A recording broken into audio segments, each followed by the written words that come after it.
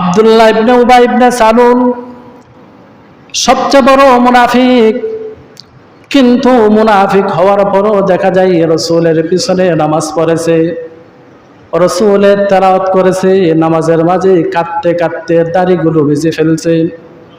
রাসূলে যাকাতের কথা বলছে, যাকাত দিয়েছে, হজের কথা বলছে, হজ করেছে। রাসূলে দান খয়রাতের কথা বলছেন, দান খয়রাত করেছেন। কিন্তু সমস্যা ছিল এক জায়গায়, সেই জায়গাটা হলো রাসূলের পিছনে নামাজ পড়েছে, রাসূলকে লিডার মানে নাই, লিডার মানেছে আবু জাহেলকে। আবু জাহেলকে লিডার মানেছে, রাসূলের পিছনে নামাজ পড়েছে, সব কিছু করেছে, সব কিছু করার পর দেখা যায় রাসূলকে মানে নাই, রাসূলের অনুসরণ করে নাই।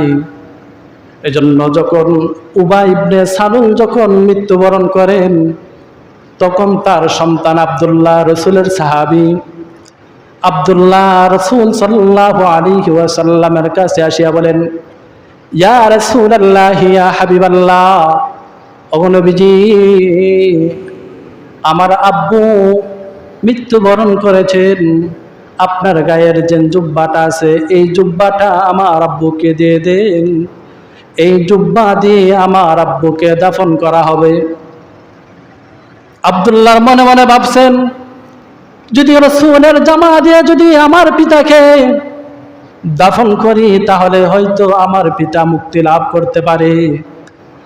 আর রাসূলের সাথে যত ধরনের বেয়াদবি করেছেন, সব কিছু থেকে আমি রাসূলের কাছে মুক্তি চাইব। রাসূল বলেন, আমি দিয়ে দিলাম, আমার যে জামাটি, এই জামাটি আমি দিয়ে দিলাম। এবার আব্দুল্লাহ ডাক দা বলতেছেন, ইয়া রাসূলুল্লাহ, ইয়া হাবিবাল্লাহ, আমার আব্বু ইন্তেকাল করেছেন, আপনাকে অনেক কষ্ট দিয়েছে, আমি জানি গো নবী, ওগো নবীজি, মেহেরবানি করে আপনি আমার আব্বুর জানাজার নামাজ পড়াবেন। এবার রাসূল সাল্লাল্লাহু আলাইহি ওয়াসাল্লাম ডাক দা বলেন, আব্দুল্লাহ রে, তোর আব্বুর জানাজার নামাজ আমি পড়াবো।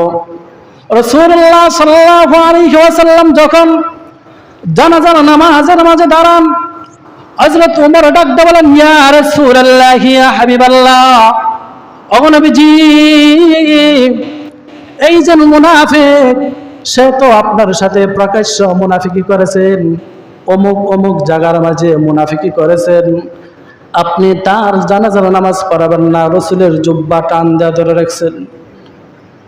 ওমরে রাসূলকে বলেন, না না, আপনি জানাজার নামাজ পড়াবেন না।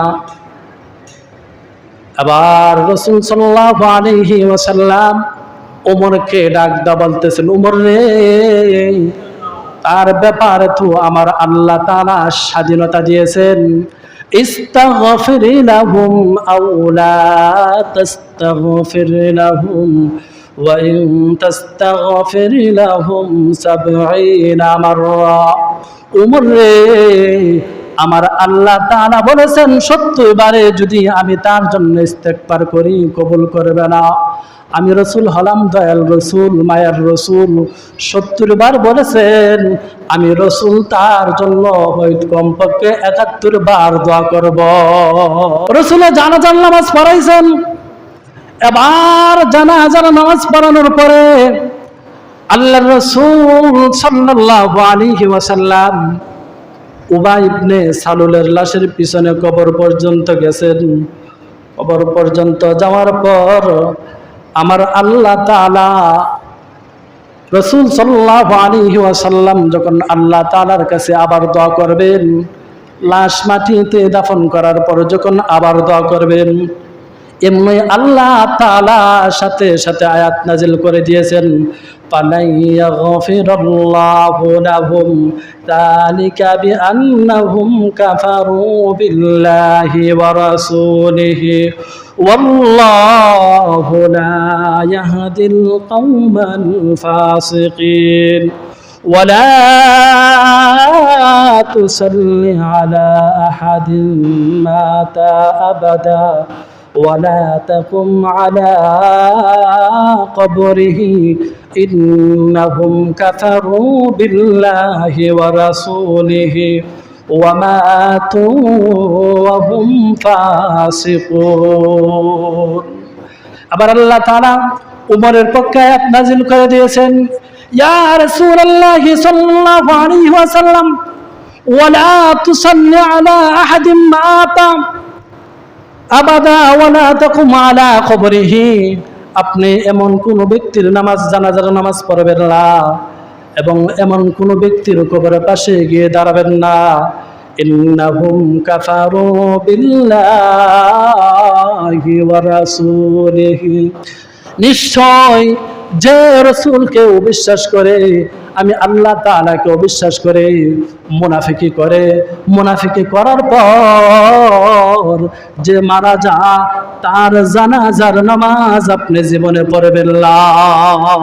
আবার প্রশ্ন করতে পারেন, ইন্নাহুম শব্দ আল্লাহ তাআলা কেন প্রয়োগ করেছেন?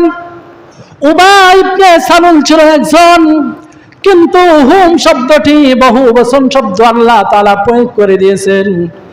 বিশ্ব নবীজিকে জানিয়ে দিয়েছেন, ইয়া রাসূলুল্লাহ, ইয়া হাবিবাল্লাহ, ও নবীজি,